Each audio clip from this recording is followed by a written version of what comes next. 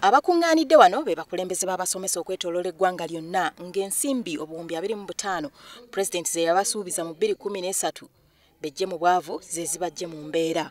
Okusinziira ku basomesa bano bakooye okubanja ensimbi ezitajja ng'ate embeera yeeyongera kwonooneka ng'era kye bagenda okukola kwe kugenda mu masomero gye basomesa naye nga mpaawo agenda kulinnya mu kibiina.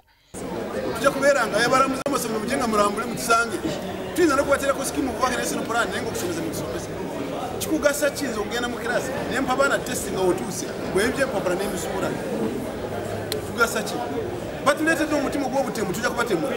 Ekisinza okutabula abasomesa ye Minisitule y'ebyenjigiriza okwesiba ku nsimbi zino ng'eziyisa mu kitongole ekya Microfinance Support Center nga kati bano ensimbi ezaali ez'okuweebwa obuweebwa abasomesa basazeewo okuzibawola bwozi ku bitundu 12 ku buli 100.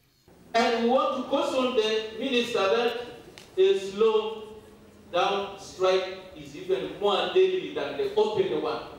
However, the Twitter you are using, the money goes slow, do this and the other, it is all about a strike.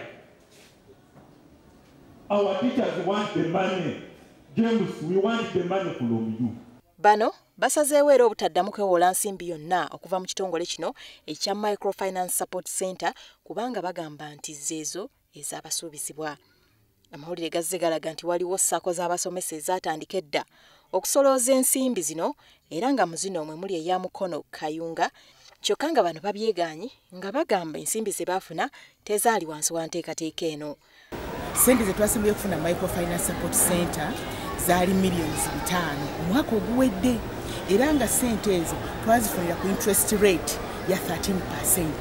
So kakati ffe tetufuna nko Teachers Fund from Microfinance Support Center. Abasomesa era bwe basaliddewo n'okukola banki yaabwe bwe bagenda okwewolera ng'ensimbi awatali bukwakkulizo bungi.